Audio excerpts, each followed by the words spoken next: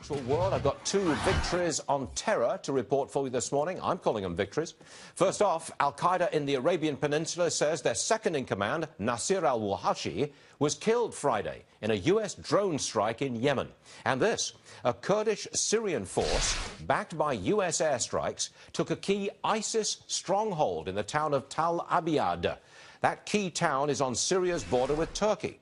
And it's a victory for the Kurds and the Syrians. It came after only 2 days of fighting. Lieutenant Colonel Tony Shaffer is with us.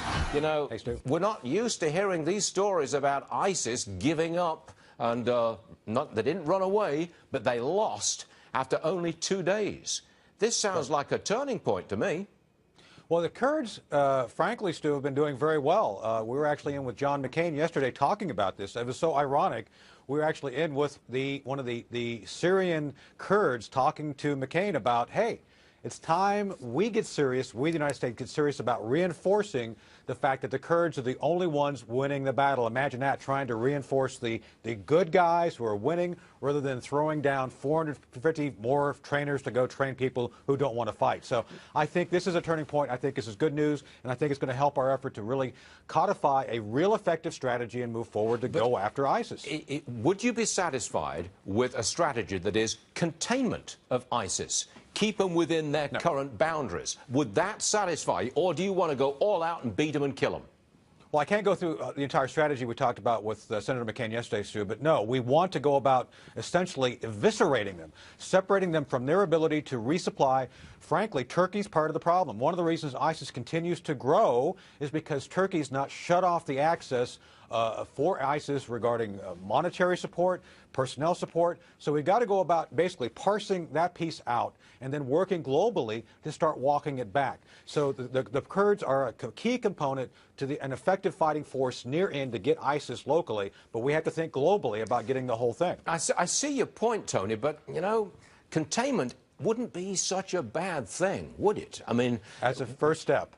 Okay, but it's not such a bad thing. I mean, we're not there. We're not investing blood and treasure. We're not getting killed over there. They are contained if we give weapons to the right people. I mean, there is something to be said for containment. Okay, as a first step, but there's something to be said for that, isn't there? I mean, isn't that what the American people will actually want and go for? Well, I think if you contain it, Stu, frankly, you can strangle it. As I think we would both agree, if you can cut off resources, cut off the ability of ISIS to sell oil illegally, cut off their ability to man themselves, have people come through the border and resupply their ranks, that would go a long way to essentially allowing for a strangling little by little of their leadership, which is something we should be doing. You know, but we have to look at Libya. They're in Libya, and they're also in Yemen now, too. But one thing I would love to have seen out of this Kurdish attack on that particular town and their victory, I would like to see some ISIS fighters walking away with their hands in the air. No mas, give up, white flags, or whatever it is they wave. I'd like to see that, and I haven't seen it yet.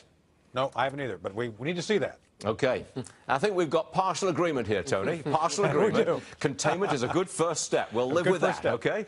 Yes, sir. Thanks very much, Tony. We'll see you again soon. Thank you.